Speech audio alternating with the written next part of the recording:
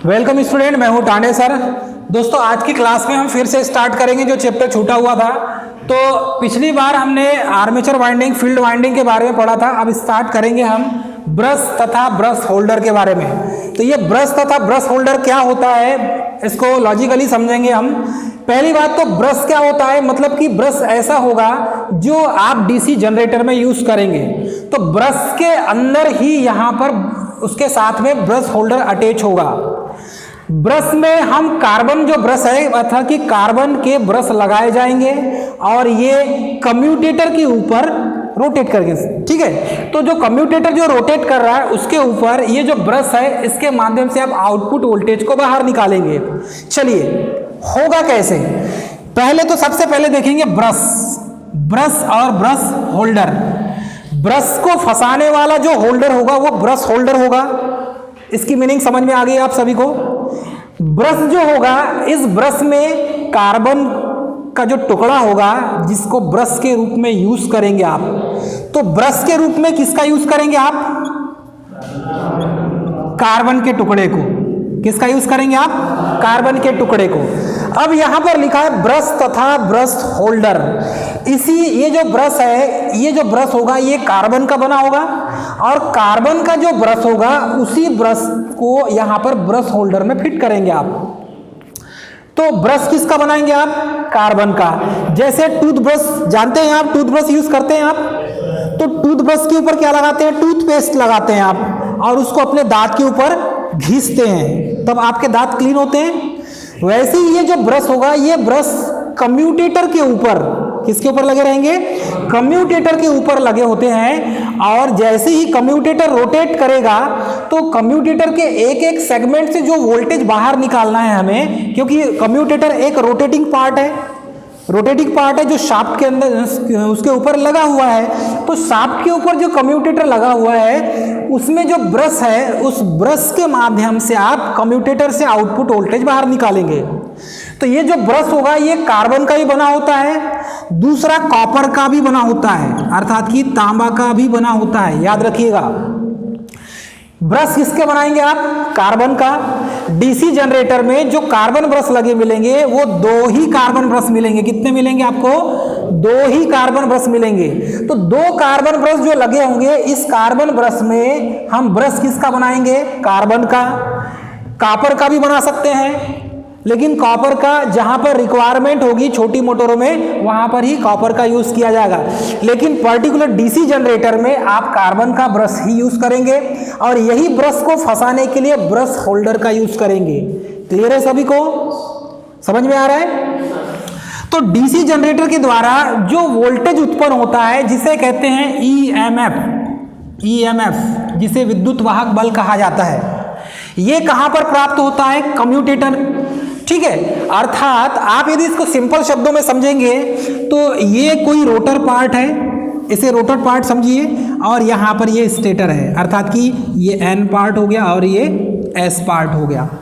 तो ये जो है चुंबकीय क्षेत्र यहाँ से एन से एस की ओर रोटेट करेगी और ये जो रोटर पार्ट है, इस रोटर पार्ट में भी वाइंडिंग लगी हुई है जिसे आप आर्मेचर वाइंडिंग कहते हैं। तो ये आर्मेचर वाइंडिंग में यहाँ पर देखेंगे तो कम्यूटेटर जो सेगमेंट होता है, कम्यूटेटर सेगमेंट के ऊपर यहाँ पर आपको ब्रश मिलेगा। तो ये जो कार्बन का जो ब्रश है, ये कार्बन का ब्रश एक तो पॉजिटिव होगा और दूसरा क्या होगा? निगेटिव होगा। तो यही कार्बन का ब्रश होल्डर में अटैच होता है। अब कम्यूटेटर में अर्थात कि आर्मेचर वाइंडिंग में जो ईएमएफ उत्पन्न हो रहा है, इसी ईएमएफ को सीधे किस में कहां तक पहुंचाएंगे हम? कम्यूटेटर तक। कम्यूटेटर से जब वोल्टेज बाहर निकालना हो हमें तो एक पॉजिटिव का निकालेंगे, दूसरा नेगेटिव का। तो पॉजिटिव की जो वेव्स है, पॉजिटिव साइकिल और नेगेटिव जो साइकिल है, इसको यहां पर कम्यूटेटर से क्या करेंगे आप? एसी को डीसी में चेंज कर लेंगे।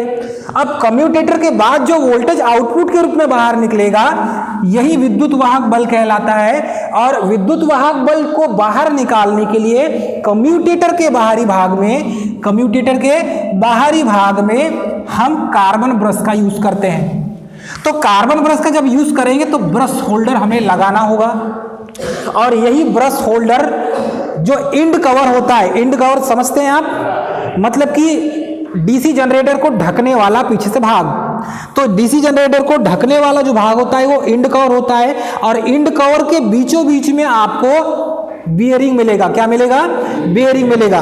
तो उस बेयरिंग के उसी बेयरिंग के फ्रेम के ऊपर अर्थात कि इंड कवर के ऊपर ब्रश होल्डर और ये जो ब्रश है ये फंसे हुए मिलेंगे आपको। और जब ये ब्रश होल्डर उसमें फंसा हुआ मिलेगा तो डीसी जनरेटर से जो वोल्टेज उत्पन्न हो रहा है आउटपुट के रूप में, जिसे विद्युत वाहक बल कहते हैं, इसे बाहर निकालने के लिए आपको कार्बन ब्रश का यूज करना होगा। ये कार्बन ब्रश कम्यूटेटर के ऊपर घिसाएंगे और कम्यूटेटर से जो वोल्टेज बाहर निकलेगा वो कार्बन ब्रश के माध्यम से निकलेगा। चलिए अब इसको देखें तो ब्रश होल्डर लगाया जाता है, सभी को मालूम है ब्रश होल्डर लगाएंगे, और छोटे जनरेटर में कार्बन के ब्रश, ठीक है, उसका प्रयोग करते हैं। जो छोटे जनरेटर होते हैं, छोटे छोटे साइज के जो जनरेटर होते हैं, यहां पर लिख दीजिए, छोटे साइज के जो जनरेटर होते हैं उसमें किसका यूज करेंगे? कार्बन ब्रश का, कार्बन ब्रश का यूज करेंगे।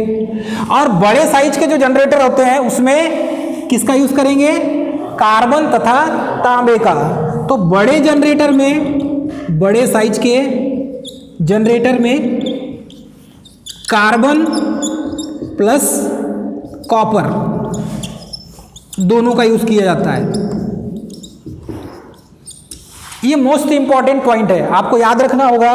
जब भी आप छोटे जनरेटर की बात करेंगे तो इसमें कार्बन के ब्रश लगे होंगे, और बड़े साइज के जो जनरेटर हैं उसमें कार्बन प्लस कॉपर दोनों के लगे होंगे। ऐसा इसलिए किया जाता है क्योंकि बड़े जनरेटर जो होते हैं उनमें फ्रिक्शन जो है जब कम्यूटेटर के ऊपर घूमेगा तो कॉपर उसको वो टूटने का डर रहता है। उसमें कॉपर का यदि ब्रश लगाते हैं आप, कॉपर का यूज करते हैं तो वो टूटने का डर रहता है उसमें, इसलिए उसको मिक्स करके कार्बन और कॉपर का दोनों का बनाते हैं। तब ये जो बड़े साइज के जो जनरेटर होते हैं उसमें कॉपर प्लस कार्बन ये दोनों का यूज किया जाता है। इस पॉइंट को नोट कर लीजिए, नोट कर लीजिए सभी स्टूडेंट। चलिए उसके बाद हम आगे देखें तो इसका कंस्ट्रक्शन किस टाइप से होता है ये देखेंगे। तो इसका जो मुख्य कार्य जो होता है कार्बन ब्रश का, वो कम्यूटेटर के साथ क्या हुआ है? फिसलता हुआ संपर्क होता है, अर्थात कि कम्यूटेटर के ऊपर क्या होगा? वो फिसलन होगी उसकी, और इसके कारण ये जो इसका आकार होगा ये ब्रश का आयताकार होता है। आयताकार समझते हैं आप? आयताकार किस टाइप से हो जाएगा? आयत के आकार का हो जाएगा इस टाइप से। ये इसका डायग्राम आपको यहाँ पर देखने मिल रहा होगा, यदि इसको देखें तो हम, तो इसका जो डायग्राम है डायग्राम के अनुसार आप समझ सकते हैं। देखिए इसमें कार्बन का जो ब्रश है और कॉपर का ब्रश, इसकी यदि बात करें तो बड़े जनरेटर में कार्बन के साथ कॉपर का भी यूज करते हैं। प्योर कार्बन का क्यों यूज नहीं करते बड़े जनरेटर में? उसके पीछे रीजन ये है कि ये जो कार्बन का जो टुकड़ा होगा ये बड़े जनरेटर में ज्यादा तेजी से रोटेट करेगा, तो बड़े जनरेटर में ये कार्बन ब्रश टूटने का डर रहता है। अब कार्बन का जो ब्रश है वो जल्दी टूट जाए तो आउटपुट वोल्टेज मिलेगा क्या? नहीं मिलेगा। मतलब जो कार्बन ब्रश है उसकी मजबूती कम है। तो हम साथ में क्या करेंगे? उसकी मैन्युफैक्चरिंग ऐसी करेंगे कि उसके साथ कॉपर को मिला दिया जाए, कॉपर प्लस कार्बन, ये दोनों को मिक्स करके, मिश्रण करके यदि बना दिया जाए कार्बन ब्रश, तो इसमें इसकी कंडक्टिविटी भी बढ़ जाएगी। उसके बाद इसकी जो स्ट्रेंथ है, इसकी सामर्थ्य जो है वो बढ़ जाएगी, अर्थात कि जल्दी खराब नहीं होगा, जल्दी टूटेगा भी नहीं और जल्दी घिसेगा भी नहीं। इसीलिए हम बड़े जनरेटर में सिर्फ कॉपर के साथ कार्बन भी यूज करते हैं, प्योर कार्बन का यूज नहीं किया जाता। इस पॉइंट को नोट करना होगा। यहां पर देखेंगे तो जो ब्रश होता है ये इसका साइज मिलेगा आपको आयताकार। कार्बन ब्रश का जो साइज मिलेगा आपको वो आयताकार साइज मिलेगा, और ये पीतल के खुले हुए बॉक्स के ऊपर लगा होता है। आप इसमें पिगटेल देखेंगे, है ना?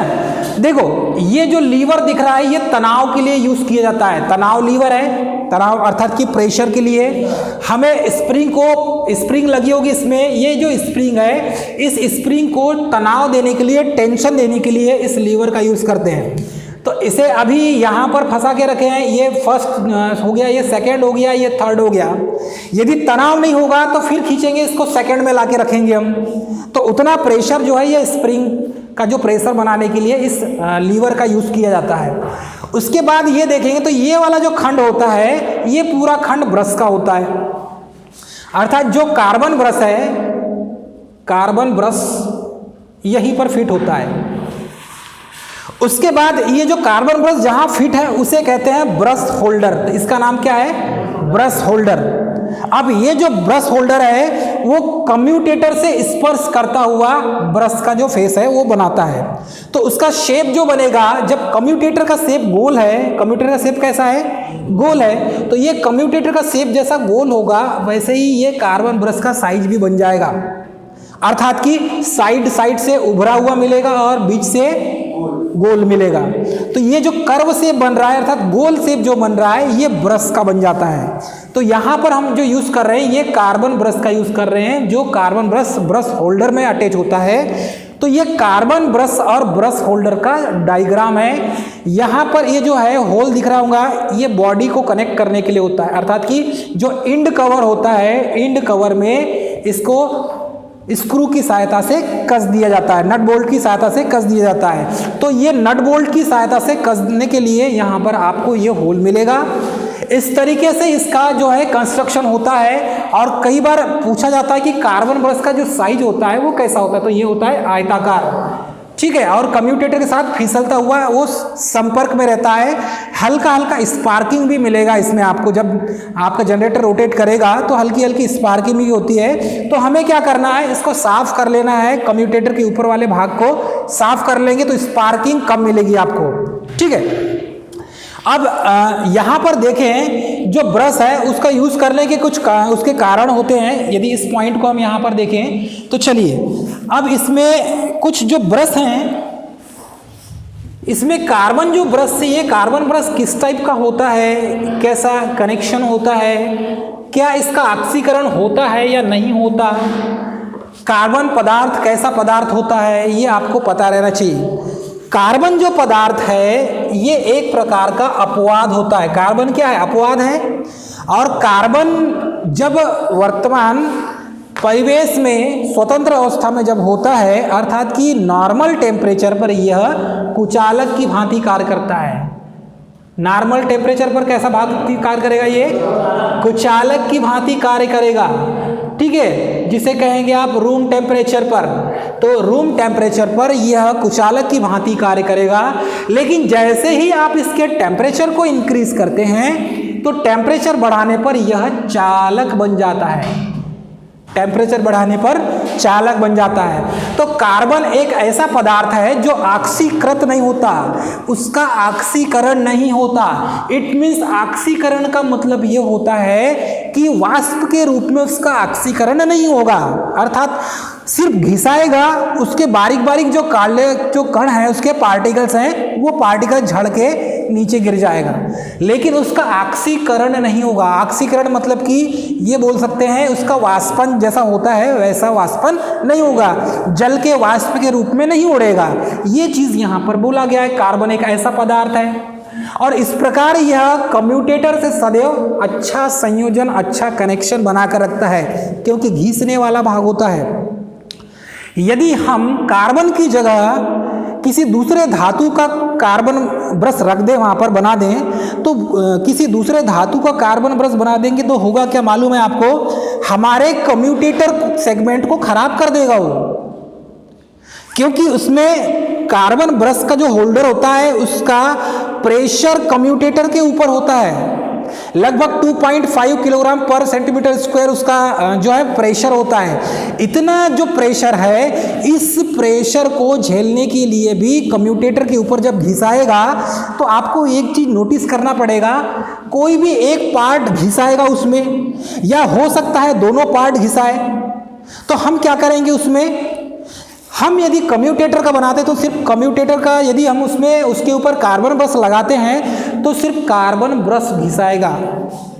हम कार्बन ब्रश को चेंज कर सकते हैं, लेकिन उसकी जगह यदि कम्यूटेटर का सेगमेंट घिसने लगे या खराब हो जाए तो फिर हमें पूरा कम्यूटेटर सेगमेंट, पूरा कम्यूटेटर निकालना पड़ेगा, और वो बहुत लेंदी प्रोसेस होती है।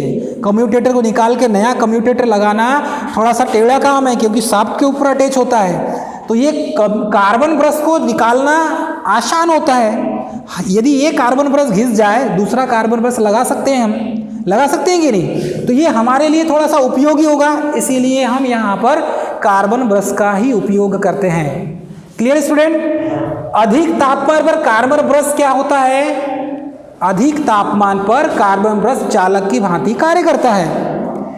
ठीक है, क्योंकि कम्यूटेटर के साथ घर्षणरत रहने के कारण ब्रश काफी क्या हो जाता है? गर्म हो जाता है। तो गर्म होने के कारण कम्यूटेटर का तापमान बढ़ता है। ठीक है, सॉरी यहां पर बोलेंगे कि आपके कार्बन ब्रश का तापमान बढ़ता है, कम्यूटेटर का भी तापमान बढ़ता है, ऐसा नहीं है। क्योंकि वो कार्बन ब्रश उसके ऊपर जब घिसा रहा है तो उसका भी टेम्परेचर इंक्रीज होगा, लेकिन उसका टेम्परेचर कम इंक्रीज होगा।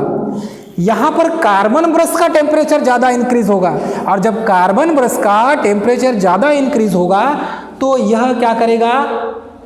चालक बन जाएगा, अर्थात कि घर्षण के कारण तापमान का बढ़ जाएगा, और जब तापमान बढ़ जाएगा तो यह चालक बन जाएगा, और जब चालक बन जाएगा तो यहाँ से हम आउटपुट के रूप में जो कम्यूटेटर में जो वोल्टेज उत्पन्न हो रहा है उसको बाहर निकाल सकते हैं। तो ये जो ब्रश है बनाने के लिए अत्यधिक तापमान सहन करने वाले पदार्थ का भी प्रयोग किया जाता है, क्योंकि कम्यूटेटर भी रोटेट करेगा। तो कम्यूटेटर रोटेट करेगा, यदि उसकी जगह हम कार्बन ब्रश की जगह कोई दूसरा ब्रश रख दें तो वो घर्षण के कारण गर्म हो जाएगा, और अत्यधिक गर्म होने के कारण हो सकता है वो गल जाए, हो सकता है टूट जाए, मेल्ट हो जाए। यदि इसीलिए हम यहाँ पर कार्बन ब्रश का यूज़ करते हैं, क्योंकि इसकी टेम्परेचर सहन करने की जो क्षमता होती है वो अधिक होती है। क्लियर है सभी को? सभी को समझ में आ रहा है? तो यहाँ पर बड़ी सरलता के साथ हम कार्बन ब्रश का यूज करते हैं, क्योंकि इसका जो अवगुण है वो उच्च प्रतिरोध होता है। कार्बन का प्रमुख अवगुण होता है कि ये उच्च प्रतिरोध होता है, और एक कंडीशन ये होती है जनरेटर में कि जब जनरेटर में कम्यूटेटर रोटेट करता है और कार्बन ब्रश जब उसके ऊपर लगा रहता है तो कार्बन ब्रश घिसने के कारण गर्म हो जाता है, और जब कार्बन ब्रश घिसने के कारण गर्म हो जाता है तो प्रत्येक कार्बन ब्रश 1 वोल्ट को ड्रॉप करता है, 2 कार्बन ब्रश 2 वोल्ट को ड्रॉप करेगा। ये पॉइंट भी आपको नोट करना पड़ेगा।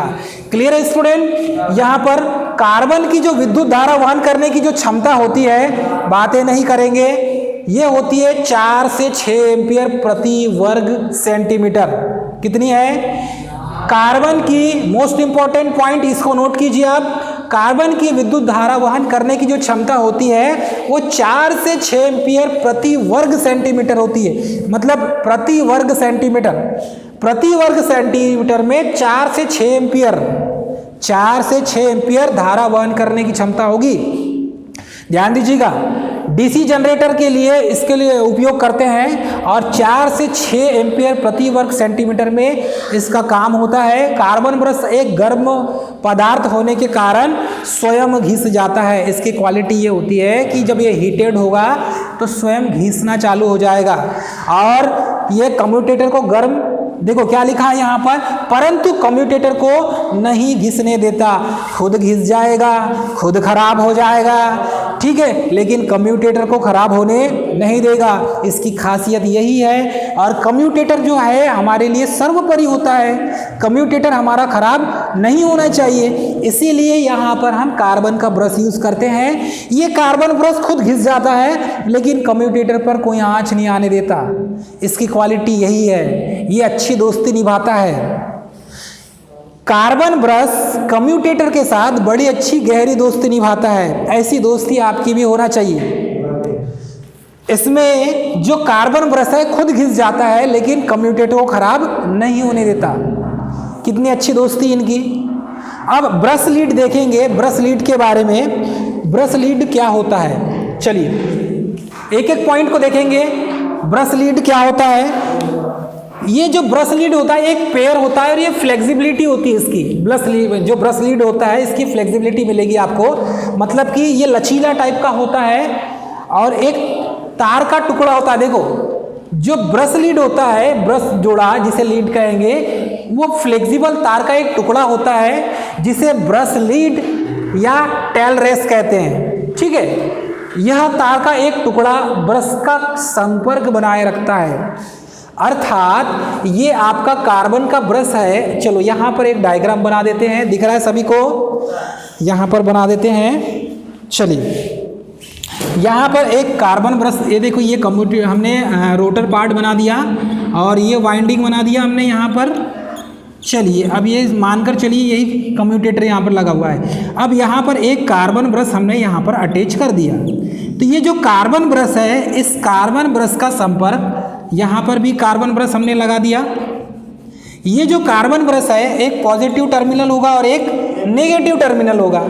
तो कार्बन ब्रश का जो पॉजिटिव टर्मिनल और नेगेटिव टर्मिनल होगा, इसका कनेक्शन यहाँ से लेकर बाहर निकालते तक का एक तार हमें जोड़ना पड़ेगा। भाई यहाँ पर भी एक तार जोड़ना पड़ेगा। तो यही जो तार होता है इसे ब्रश लीड कहते हैं। ठीक है, यह एक तार का टुकड़ा होता है और ब्रश के साथ इसका कनेक्शन होता है। बाह्य परिपथ फिट करने के लिए इसका यूज करते हैं, अर्थात कि यहाँ से कार्बन ब्रश से सप्लाई आउटपुट टर्मिनल से लेकर जो टर्मिनल बॉक्स होता है वहाँ तक ले जाने के लिए इसका उपयोग किया जाता है। ठीक है, क्योंकि इसका जो कनेक्शन है यहाँ से करने के लिए हमें यूज करना होगा।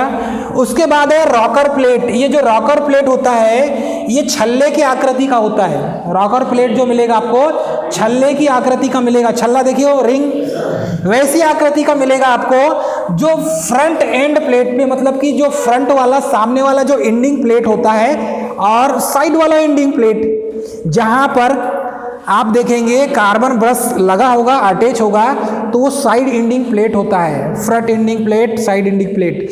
तो ये जो प्लेट है, इस प्लेट पर फ्रंट जो एंडिंग प्लेट है उसके साथ कसा होता है, जुड़ा होता है।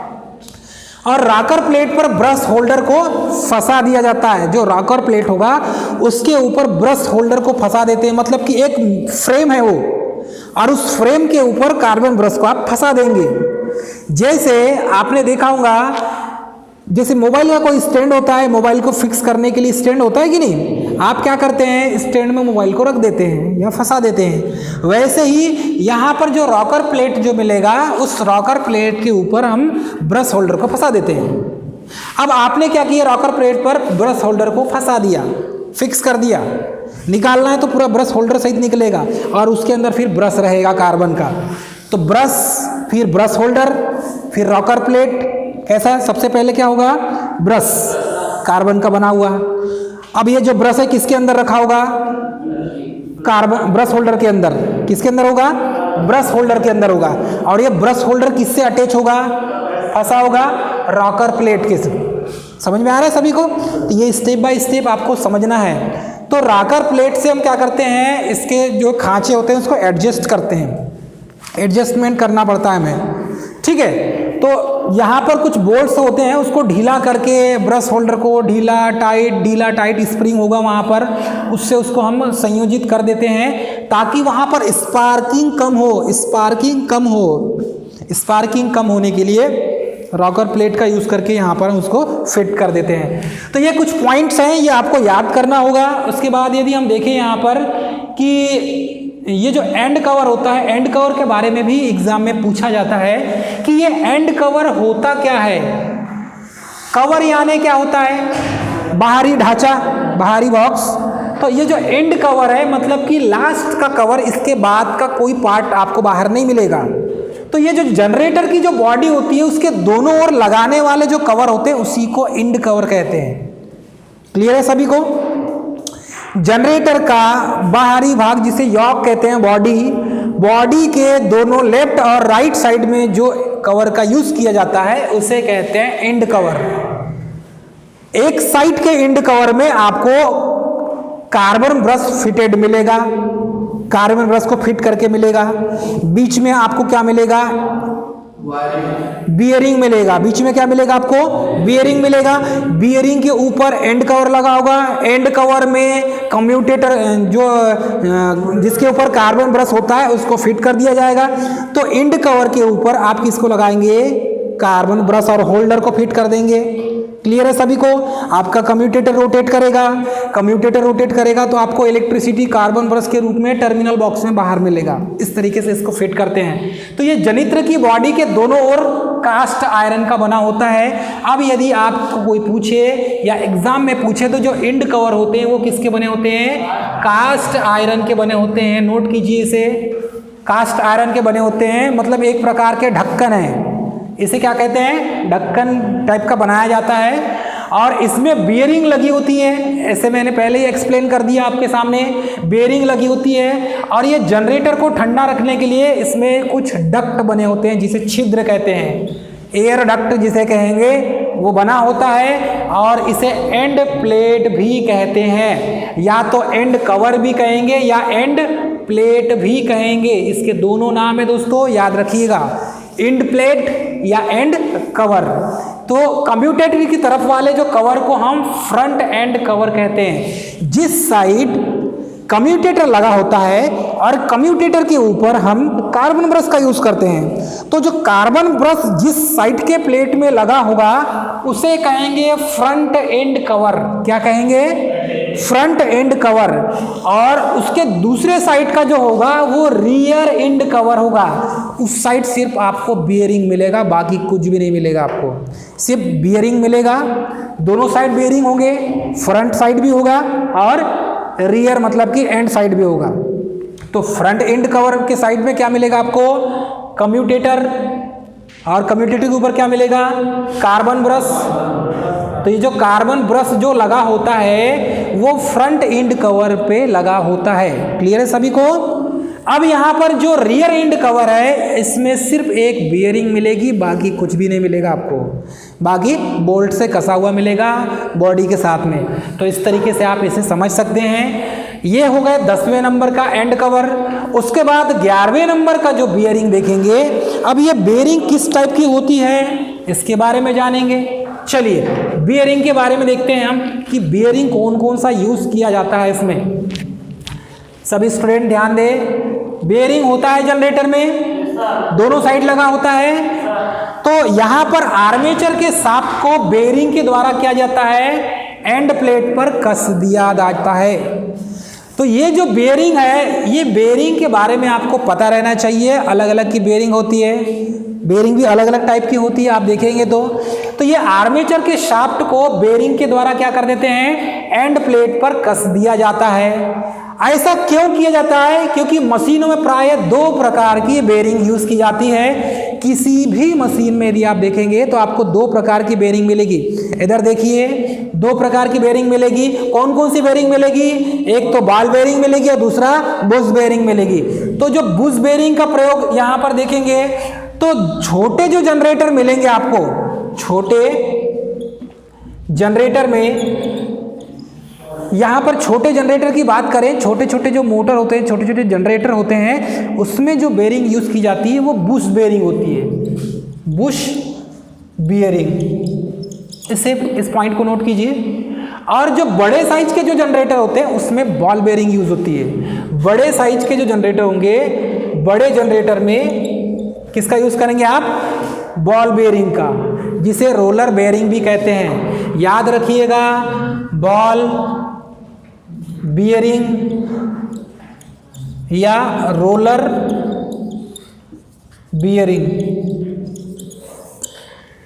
बड़े साइज के जनरेटर में बॉल बेयरिंग या रोलर बेयरिंग का यूज किया जाता है दोस्तों, ये आपको याद रखना होगा। एग्जाम में यहां से क्वेश्चन पूछा जा सकता है। आप जो प्रैक्टिकल करते हैं उसमें यदि आप देखते हैं, आप जो प्रैक्टिकल करते हैं DC shunt, DC compound generator का, तो उसमें जो बेयरिंग लगी होती है वो बॉल बेयरिंग होती है। क्लियर है सभी को? तो यहाँ पर हम बॉल बेयरिंग का यूज करेंगे, छोटे जनरेटर में बुश बेयरिंग का, बड़े जनरेटर में बॉल बेयरिंग का, जिसे आप रोलर बेयरिंग कहते हैं। क्लियर है सभी को? अब बेयरिंग का जो मुख्य कार्य होता है इसके बारे में जानेंगे। बेयरिंग का मुख्य कार्य क्या है? फ्रैक्शन लेस होना चाहिए, मतलब घर्षण रहित होना चाहिए, स्मूथ रनिंग करना चाहिए, आपके शाफ्ट को कोई प्रॉब्लम ना हो। शाफ्ट को स्मूथ रनिंग करवाने के लिए हम बेयरिंग का यूज करते हैं। तो बेयरिंग का जो मुख्य कार्य होता है वो आर्मेचर शाफ्ट को तीव्र गति पर घूमने के लिए स्वतंत्रता पूर्वक उसको प्रदान करता है। अर्थात तीव्र गति से घुमाने के लिए आर्मेचर के शाफ्ट पर घूमने की उसकी स्वतंत्रता प्रदान करता है। विदाउट फ्रिक्शन, फ्रिक्शन लेस होना चाहिए। अर्थात कि यहाँ हम कहेंगे आर्मेचर का जो शाफ्ट है प्लस यहाँ पर जो कार्बन ब्रश है जिसके ऊपर लगा होता है, ठीक है। अब यहाँ पर देखेंगे तो कार्बन ब्रश किस पे अटैच होता है? एंड कवर पे होता है। फ्रंट एंड कवर में होता है, और फ्रंट एंड कवर के बीच में ही बेयरिंग होती है। तो ये जो बेयरिंग है और शाफ्ट, इन दोनों के बीच में फ्रैक्शन कम होना चाहिए, नहीं तो फिर आपका जो शाफ्ट है वो स्वतंत्रता पूर्वक नहीं घूम पाएगा। समझ में आ रहा है सभी को? तो स्वतंत्रता पूर्वक घूमने देने के लिए हम यहाँ पर बेयरिंग का यूज करते हैं, और यह बेयरिंग फ्रैक्शन लेस होना चाहिए, ऑयल ग्रीसिंग प्रॉपर होना चाहिए उस बेयरिंग की, अर्थात आपका जो शाफ्ट है वो स्वतंत्रता पूर्वक घूमना चाहिए, उसमें कोई रुकावट पैदा नहीं होना चाहिए, नहीं तो फिर आपका जो शाफ्ट है वो कम रोटेट करेगा, जनरेटर कम रोटेट करेगा, तो इलेक्ट्रिसिटी कम जनरेट करेगा। समझ में आ रहा है सभी को? तो इन चीज़ों को यहाँ पर हम, बेयरिंग का मुख्य कार्य होता है आर्मेचर शाफ्ट को तीव्र गति पर घूमने के लिए स्वतंत्रता प्रदान करना, अर्थात ऐसी कोई बाधा और ऐसी कोई रुकावट पैदा नहीं होना चाहिए। लेकिन रोटेटिंग जो पार्ट होता है, उस रोटेटिंग पार्ट में कुछ ना कुछ घर्षण होता ही है, फ्रिक्शन होगा ही, घर्षण होगा कि नहीं? तो कुछ ना कुछ जो उसमें लॉस जो है, पावर का लॉस घर्षण के कारण हो जाता है। इसीलिए डीसी जनरेटर में 3 प्रकार के मुख्य जो लॉस होते हैं, एक तो आयरन लॉस हो गया, दूसरा कॉपर लॉस, और तीसरा फ्रैक्शन लॉस। ठीक है, इसके साथ में फ्रैक्शन के साथ विंडेज लॉस भी जोड़ देते हैं, वायु घर्षण। तो ये जो फ्रैक्शन है अर्थात की जो घर्षण हानि है, ये वही किसके लिए जिम्मेदार होता है? रोटेटिंग पार्ट के लिए, क्योंकि इसमें आर्मेचर का जो शाफ्ट होगा और बियरिंग जो होगा, इन दोनों के बीच में कुछ ना कुछ परसेंट, 1%, 2%, 3%, 5% तक घर्षण होता ही है, और उसके कारण हमें जो पावर जो मिलेगा, शाफ्ट में जो पावर मिलती है, मतलब आर्मेचर के शाफ्ट में जो आउटपुट पावर है वो कम हो जाता है, उसको मैकेनिकल पावर कहते हैं। यदि आप बाद में जब उसको आपको इसका फ्लो डायग्राम आपको बताएंगे, पावर फ्लो डायग्राम, तब आपको समझ में आएगा पीएम का मतलब क्या होता है। मैकेनिकल जो पावर होता है वो मैकेनिकल पावर यहाँ पर कम हो जाती है। क्लियर है दोस्तों? तो ये किसके कारण होता है? घर्षण के कारण। बियरिंग के स्नेहक के लिए हम सिंथेटिक ऑयल का उपयोग करते हैं, ये सभी को पता है। घर्षण को कम करना है हमें बियरिंग के, तो सिंथेटिक ऑयल या तो फिर ग्रीस का यूज करते हैं। हम करते हैं कि नहीं करते?